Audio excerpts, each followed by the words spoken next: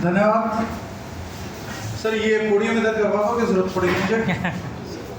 चलिए आप सभी लोगों को नमस्कार। पिछली बार से हम तादाद में थोड़े ज़्यादा हैं। कई बार हमें ये नहीं लगता जो नेटवर्क मार्केटिंग के स्पीकर हैं ये कमोबश बीवियों की तरह होते हैं। लगा ही कभी? अभी मेरे को युवेंद्र जी को देख के लग रहा था जैसे घर में नहीं होता कि कितने लोग सीखने आए हैं या पति को पूछते हैं आज घिया खाओगे, तो बेचारा चुप रहता है, बोलना नहीं चाहता, हाँ नहीं करना चाहता, फिर कहते खाओगे ही नहीं खाओगे, हाँ खाएंगे, हाँ खाएंगे, हाँ। तो आज मैं महसूस कर रहा था, मैंने कहा शायद नेटवर्क मार्केटिंग की जो थोड़ी इज्जत गई है ना वो इसलिए गई है कि बीवी घर मोहल्ले में एक ही है लेकिन पति बहुत सारे हैं। आवाज ना भी निकले वो यहाँ से निकलवाते रहते हैं, बोलो सीखने आया कि नहीं आया। मुझे बात नहीं कह रहा, मैं आया हूँ, बाकी कह रहे हैं हम भी देखने दूसरे हैं, तमाशा सा है। और अगर अरे आए कि नहीं, हाँ हाँ आए, क्यों नहीं आए, हम भी आए। तो आज मुझे पहली बार महसूस हुआ, इससे पहले मैंने कभी एनालाइज नहीं करी। चलो उम्मीद करता हूं मैं कम से कम ये काम नहीं करूंगा, आप वही करना जो करते हैं। तो उस रिश्तेदारी में मैं तलाक लेता हूं कि मैंने अपनी करेगी, मुझे किसी की बीवी बनना भी नहीं, मैंने अपनी नहीं बनाई। तो सीधा सीधा मीटिंग की बात करेंगे। मैं हमेशा एक चीज पे रहता हूं, what you feel you speak. कारण क्या होता है, किसी चीज की जबरदस्ती कराई गई, हाँ घिया खिला तो दोगे लेकिन वो टेस्टी लगेगा नहीं। जैसे मेरी मदर बड़ी अच्छी डायलॉग बोलती थी, मैं बचपन से घिया नहीं खाता, तो पहली बार मेरी मदर ने डायलॉग बोला कि आज मैंने सबसे सही सबसे स्वादिष्ट घिया बनाया। उस दिन मैंने चख लिया, मुझे उस दिन भी बुरा लगा, तो मैंने उस दिन भी छोड़ दिया। फिर अगली बार फिर बोली आज मैं सच बता रही हूँ, चाहे अपने पापा से पूछ लिया, सबसे स्वाद घिया। मैंने फिर चख लिया, मेरा फिर बुरा लगा, मैंने फिर छोड़ दिया। फिर तीसरी बार बोली आज अलग तरीके से बनाया है, यकीन ना है ना, छोटे भाई से पूछ ले, आज तक का सबसे स्वाद घिया बनाया। तो जब ये प्रोसेस 15-20 बार हो गया तो मैंने कहा मम्मी मुझे और कुछ पता लगाओ ना लगाओ, ये पता लग गया है कि घिया हर बार नेक्स्ट टाइम ज्यादा स्वाद बनेगा, तो अगली 10 बार मैं जरूर खाऊंगा, तब तक ये ढंग का स्वाद बन जाएगा। तो ईमानदार फीडबैक बहुत जरूरी है। और क्योंकि हमारी इंडस्ट्री में एक टाइम पे मोटिवेशन रिक्वायर्ड थी, हम पब्लिक के उस आयाम में चले गए जहां पब्लिक सपने देखना चाहती है लेकिन मेहनत करना नहीं चाहती। तो उसका एक एंटीडोट निकाला इंडस्ट्री ने, बड़ा बढ़िया, बोले इन लोगों को मोटिवेट कर दो, इनको इंजेक्शन लगा दो। एक्चुअली में बेचारे मासूम कमाना तो चाहते हैं लेकिन कह नहीं पाते, या जितना कमाना चाहते हैं उतना जोश इन लोगों के अंदर है नहीं। ये डिसाइड हुआ, उसके बाद हम मोटिवेट करने लग गए। अब मुझे कई लोग बोलते हैं आप लोगों को मोटिवेट नहीं करते, तो मैं बोलता हूँ यार जो पैसा कमाना ही नहीं चाहता उसे क्या मैं जाके ये बताऊं कि तेरे लिए पैसा कमाना कितना जरूरी है और तू कितना ज्यादा क्यों कमाए? क्या ये ड्यूटी, ये रिस्पॉन्सिबिलिटी भी हमारी है? अगर कोई व्यक्ति ये बात बोल रहा है कि मैं कमाना चाहता हूं लेकिन मुझे रास्ते नहीं पता, मैं मेहनत करना चाहता हूं लेकिन दिशा नहीं पता, मैं बहुत सारी चीजों को जानना चाहता हूं लेकिन कोई बताने वाला नहीं है, ये मेरी समझ आता है कि इसको बताया जा सकता है। स्कूल में बच्चों को आईएएस बनाया जाता है, पर क्या बच्चे स्कूल से आईएएस बनते हैं? बनते बच्चे स्कूल से ही, लेकिन स्कूल किसी को आईएएस नहीं बनाता। जैसे स्कूल किसी को पियोन नहीं बनाता है, स्कूल किसी को गेजेटेड ऑफिसर नहीं बनाता है, प्राइवेट कर्मचारी नहीं बनाता है, स्कूल किसी को आईएएस नहीं बनाता है। स्कूल सिर्फ शिक्षा बताता है, जो आदमी जो लेने आया होता है उतना लेके भाग जाता है। जो आईआईटी में गया है वो भी स्कूल करके गया है, जो आईआईएम कर गया वो भी स्कूल करके गया है, जो बंदा एयरफोर्स में गया, आर्मी में गया है, एनडीए कर गया, सीडीएस कर गया, उसने भी स्कूल करा है, जो एसएससी करके गया है वो भी स्कूल करके जा रहा है, और जो कुछ नहीं बना है गलती से वो भी स्कूल करके गया है। अब उसी स्कूल में इन सबका क्या रोल है? स्कूल का केवल एक रोल था, जो सबको पढ़ाया जाना चाहिए था उसने सबको पढ़ाया, जिसको जो ग्रहण करना था उसने ग्रहण किया। सफलता दो चीजों का समीकरण है, बताया क्या गया। और सुना क्या गया। बताया क्या गया से कभी निर्धारित नहीं होता सामने वाला सफल होगा। बताया क्या गया, सामने वाले ने सुना क्या, इससे निर्धारण होता है कि सफलता होगी या नहीं। हम लाइफ में किसी भी तरीके से बैठे रहे, योगेंद्र जी का एक प्रयास था, बड़ा अच्छा प्रयास था।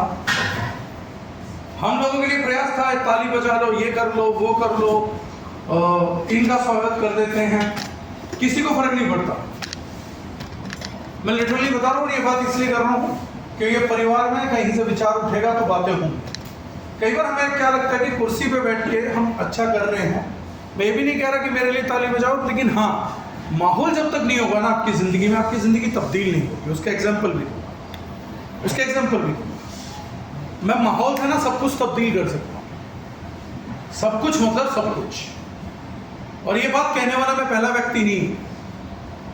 जिसने 6वीं 7वीं क्लास की साइंस पढ़ी है, उसने एक कहानी पढ़ी होगी, थ्योरी ऑफ एवोल्यूशन। पढ़ा किसी ने? थ्योरी ऑफ एवोल्यूशन पढ़ा है? साइंटिस्ट का नाम बता सकते हैं जिसने दी थी? Charles Darwin. वो व्यक्ति जिसने बताया कि कुछ बंदरों को माहौल मिल गया और वो बंदर आज गुप्ता रिजॉर्ट में बैठ के MLM की ट्रेनिंग कर रहे हैं। यही है सच्चाई। ये सच्चाई सिर्फ जाटों के केस में अलग होती है, बाकी सबके केस में सेम है। हरियाणा की एक टीचर चार्ल्स डार्विन की थ्योरी पढ़ा रही थी बच्चों को। जाट भी बैठे हुए थे कुछ क्लास के अंदर। तो टीचर ने बोली बच्चों तुम्हें पता है हमारे पूर्वज जो थे बंदर थे? बोला मैडम थारे होंगे, हमारे तो 14 थे। तो सिर्फ उनके केस में तो चार्ल्स डार्विन गलत है, बाकी तो हमारे केस में सिर्फ एक ही बात सत्य है। Once upon a time our ancestors had been apes. They had been living in forest. ना ही कोई माइक थे, ना ही कोई साइंस थी। जैसे हमें माहौल मिलता गया, आज वही बंदर शानदार कुर्सियाँ बना के, उन्हीं के वंशज इन कुर्सियों पे बैठ के हिंदी इंग्लिश बोलते हैं, 2 टांगों पे चलते हैं, चश्मे बना लिए, अपने लिए गाड़ियाँ बना ली, ट्रैवल करने के फास्टेस्ट मैकेनिज्म बना लिए। आज वो बंदर उड़ते भी हैं। किस चीज़ की बदौलत? माहौल। और अगर आप लोग ये बोलेंगे कि ये झूठ है, तो इंडिया में वर्ल्ड हेरिटेज साइट है जहां आज भी लोग नंगे घूम रहे हैं, कोई पढ़ाई लिखाई नहीं है, आज भी पेड़ों पर उछलते कूदते हैं, आज भी दोनों हाथों का यूज, दोनों पैरों का यूज एक ही तरीके से किया जा रहा है। यही पे है, इंडिया में ही साइट है। वहाँ क्रिश्चियन मिशनरी गया था, उसको भाला मार के मार दिया गया था। हमारे देश की साइट है। उस प्रजाति को बताया जाता है तकरीबन 14,000 साल पुराने। उनके रिचुअल्स भी 14,000 साल पुराने हैं। क्यों? माहौल नहीं। एक सरल एग्जांपल और देता हूं समझने के लिए, शायद थोड़ा सा और विचार उठेगा, उसके बाद हम अपने कंटेंट पे आएंगे। हिंदुस्तान में 3 लॉबी हैं, और बड़ा ध्यान से सोच समझ के जवाब दीजिएगा। 3 लॉबी हैं फाइनेंशियल डिस्ट्रीब्यूशन में, low class, middle class, upper class. Right जी? यस। है तीनों लॉबी? यस। एक मजदूर अपने बच्चों से क्या चाहता है? IAS बने, PCS बने। नहीं, कभी भी जाके देख लेना, वो सर अपने बच्चों को गाइड करता है। अगर इस तरीके से ना जिंदगी भर रिक्शा नहीं चला पाए, आप जाके चेक कर लो। 70% मजदूरों के बच्चे मजदूर ही बनते हैं। क्यों? माहौल। एक मजदूर अपनी बेटी का रिश्ता ढूंढने जाएगा तो क्या ढूंढता है?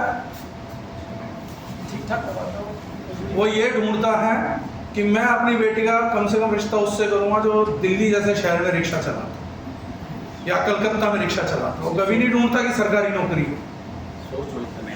माहौल है सर, सोच उठेगी ना। उनके माहौल में अगर कोई आदमी उनका जानकार दिल्ली में रिक्शा चला रहा है, वो हमारे यहाँ का IAS है और अमीरों के यहाँ का अंबानी है।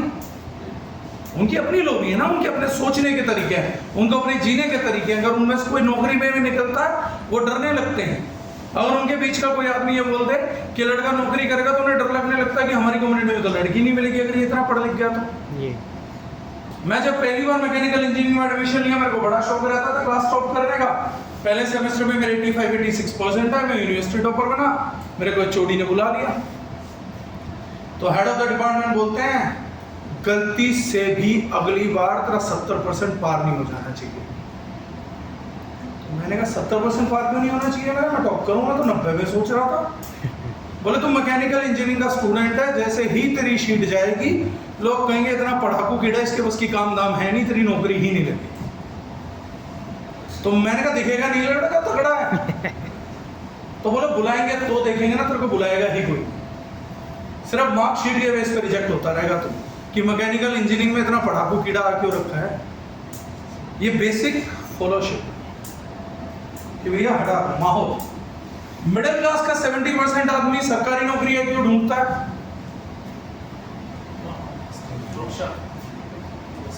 या नौकरी ही क्यों ढूंढता? चलो बताओ। एक स्टेबल इनकम आती रहती है। स्टेबल इनकम हाँ, जो नौकरी में मिल रही है उसको, तो सैलरी में मिल रही है। रिस्क नहीं ले सकता? क्यों नहीं ले सकता सर? उसे ये तो बताना मैं नौकरी तो बिजनेसमैन के यहाँ करूंगा, पर खुद बिजनेस नहीं करेगा, बिजनेसमैन के यहाँ नौकरी करेगा। खुद बंदा कहेगा मैं किसी बिजनेसमैन को आगे बढ़ाकर उससे कुछ पैसे ले लूंगा, लेकिन खुद नहीं करूंगा ये काम। तो माहौल ही ऐसा है सर, क्योंकि माहौल ही ऐसा है। रिश्तेदारों से मिलो, माँ बाप से बात करो, पड़ोसियों से बात करो। अगर मिडिल क्लास का लड़का उठा और बिजनेस कर रहा है तो 90% चांसेस में उसकी शादी में दिक्कतें आएंगी। लड़की ही नहीं मिलेगी, एडेप्टेबिलिटी नहीं होगी। क्यों अटकती है ये क्लास? 15%। ऊपर उठने की कोशिश करोगे तो ऊपर वाले लड़की नहीं देंगे कि ऊपर उठे नहीं हो, नीचे वाला लड़की नहीं देगा कि ज्यादा उछल कूद मचा रहा है, नीचे आएगा तो बड़ी दिक्कतें आएंगी, बीच में अटक के रह जाता है। किस वजह से? माहौल। और अमीरों के 70% बच्चे बिजनेस ही करना चाहते हैं, क्यों? और हम नेटवर्क मार्केटिंग में आके भी नेटवर्कर नहीं बन पाते, क्यों? माहौल। क्योंकि हम फॉर्म भरते हैं, आईडी लगाते हैं, प्रोडक्ट भी यूज करते हैं, लेकिन एक चीज को अपने अंदर नहीं आने देना चाहते, वो है नेटवर्क मार्केटिंग का माहौल। माहौल मुझे अपने वाला चाहिए, सोच मुझे अपनी से ऑपरेट करना है, लेकिन मैं चाहता हूं कि रिजल्ट मुझे नेटवर्क मार्केटिंग से मिले। बना मैं इंजीनियर रहूंगा, चलाऊंगा भी मैं मशीनें, मैं लेथ मशीन से काम करूंगा, लेकिन मैं चाहता यह हूं कि मुझे ऑपरेशन करने के लिए लोग मिले और मेरे को सर्जन बुलाया जाए और मैं लोगों के हार्ट के ऑपरेशन कर दूं और मुझे कमाई भी सर्जन के अनुसार मिलनी चाहिए।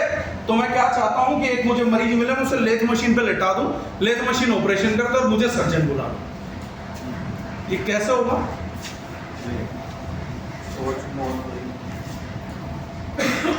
एक बेसिक चीज है। अगर यहाँ तक चले ना, पंकज उदास साहब का एक बड़ा बढ़िया शेर है। वैसे तो गजलों में हम ज़्यादा ध्यान नहीं देते, लेकिन कभी कभार देना चाहिए।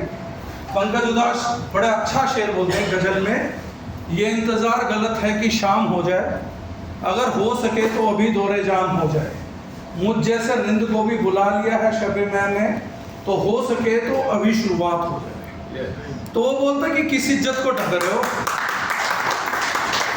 वो शायर गया होगा कहीं बेचारा, वहाँ उन्होंने बताया आ जाइए दारू पार्टी भी होगी, और अच्छा पीने पाने का शौकीन था। दोपहर में पहुँच गया, पार्टी फूटी चल रही थी, तो जाके बोला तुमने तो कही थी दारू पार्टी भी होगी। बोले होगी। बोला तो खोलो बोतल। तो बोले बेवकूफ़ अभी तो दोपहर है।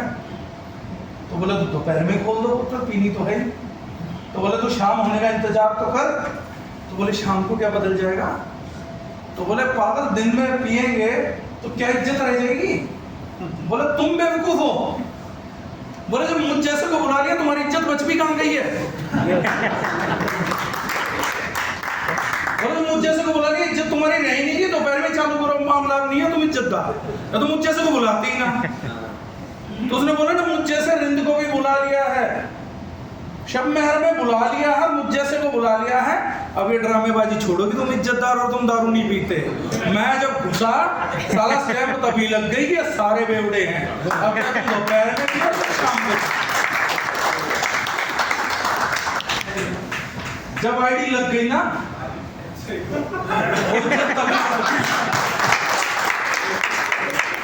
और जब मुझ जैसे को दिल्ली में बुला लिया तो शर्मदार बन के भी हासिल कुछ नहीं कर सकते। जिस टैटू से जिस लेवल से बचना चाह रहे थे वो पहले ही हो चुका है। तुम माथे में सिंदूर मिटा रहे थे, तुम्हारी मांग में तारा सिंह का सिंदूर भरा हो पानी से बिना बेटा धर्म सिंह था ना, उसी में बताया गया था धर्मवीर में उन्हें जिन्ना का मांग की मांग में भर दिया था, वो निकला ही नहीं था उसका खून। वो तारा सिंह के वंश का खून ही नहीं निकलता, किसकी इज्जत बचा रहे? माहौल में हम इसलिए चुपचाप बैठे रहते, गमगीन बैठे रहते, मैं क्यों बोलूँ, तो दूसरों की जिम्मेदारी है। तो इसलिए मैंने बोला अगर नेटवर्क मार्केटिंग में आ ही गए हो तो या तो माहौल को अंदर तक जाने दो, नहीं तो खुद को कम से कम बाहर तक आने दो। और अगर ये दो काम नहीं करने हैं तो उस भरे हुए फॉर्म को दोबारा प्रिंट आउट करके, जैसे उसने किया था करीना कपूर में, जब भी मैटर में से फाड़ फूड़ के आग लगा के फ्लश कर दो। क्योंकि जब कुछ करना ही नहीं तो वो भी क्यों ही करा। सही बात। हाँ हो गई। तो वो तभी तो तालियां नहीं बज रही थी, वो इज्जत भी तो बचा रहे थे। वो योगेंद्र जी जो कह के बोलवा रहे थे तुम सीखने आए हो ना, हाँ अरे हाँ, तो क्या करो, इज्जत ही तो बचा रहे थे। नाकामयाब कोशिशें करी, वो इन्हें भी तो मोदी जी देखे हैं ना, वोट भी दी थी। बताओ बच्चों करना चाहिए कि नहीं करना चाहिए, सीखने आओ कि नहीं, कितनी देर तक करोगे, करवा लेंगे। तो वो माहौल जो है बनाने से बनेगा। When we are creating an atmosphere needs to be created. एक बात करता हूँ, मैं आपकी बात करता हूँ। मैं आपको रोकना चाह रहा हूँ, पिछली बार आपने घनी करी थी। मेरी पूरी नहीं होगी पीपीटी, मुझे पता है, मैं आपको बात करने दूंगा तो मैं नहीं कर पाऊंगा। मैं और आप बाहर बैठ के कॉफी पे बात करेंगे, हम 5 कॉफी बुलाएंगे बैक टू बैक। पिछली बार मेरा ये अलग था, इस बार अलग है। अच्छा चल। हाँ, मैं छोटी बात ये है कि पिछली बार तो मैं मुझे नॉलेज थी इसकी। इस बार मैं थोड़ा सा मतलब चैनल देख के आया। ठीक है, तो क्या है कि जो नेगेटिव माहौल है ना, आपको गलत लोगों ने, गलत कंपनियों ने कर दिया। नेगेटिव कुछ नहीं है, गलत कुछ नहीं है। नेगेटिव संसार सब कुछ बहुत अच्छा है, सब कुछ रेस्पेक्टेड है। नेटवर्क इस संसार में कुछ नहीं है अब सर। हम उन लोगों की, जिन लोगों ने गलत कर दिया, उन लोगों की हम बात करेंगे तो हमें करनी चाहिए उनकी बात बिल्कुल। नहीं उनकी नहीं डिपार्टमेंट में है। मैं उनकी नहीं कर रहा। उनकी मैं कर ही नहीं रहा हूँ, मैं यहाँ वालों की कर रहा हूँ। क्योंकि जैसे ताली बजाना है, अब मैं बता भी देता हूँ, साइंस भी बता देता हूँ। कई लोगों को लगता है अजीब चीज होती है ताली बजाना। साइंस जब आप पढ़ेंगे ना, this world works on frequencies. Om शब्द की एक फ्रीक्वेंसी, आप ओम का उच्चारण क्यों करते हो? क्योंकि यूनिवर्स की जो कॉस्मिक एनर्जी है, आपका और उसका वाइब्रेशन सेम हो जाता है, तो आपको कॉस्मिक एनर्जी मिलती है, हीलिंग एनर्जीज मिलती है।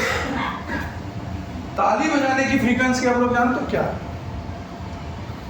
वो जब भी माहौल बनता है, वो आईफा का बने, पॉलिटिक्स का बने, जवानों का बने, आर्मी वाले भी ताली बजाते हैं, देखा कभी? जो मार्च पास करते हैं, left right, left foot tap, वो फ्रीक्वेंसी को जन्म देती है। जब भी कभी पब्लिक डीलिंग का माहौल होगा, जब भी पब्लिक इकट्ठी होगी, जब भी स्पीकिंग होगी, तो तालियां बजवाई जाती हैं। हाँ, वो क्यों करा जाता है? Because the frequency, the line you create with your clappings, वो आपके अंदर की जितनी नेगेटिविटीज होती है उसको ब्रेक करती है। जो हार्मोन होता है आपका हैप्पीनेस हार्मोन, सेरोटोनिन, उसकी एक्टिवाइजेशन जो है वो क्लैप में है। When people claps a lot, क्यों ये तालियां बजने लगी थी अपने आप भी निकलती हैं?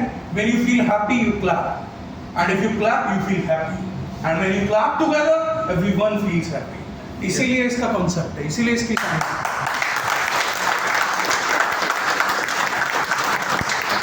किसी को कभी शौक नहीं होता कि किसी के हाथ तोड़वाइए, इससे कुछ हासिल भी नहीं होता, बिजनेस भी नहीं देती है तालियां किसी।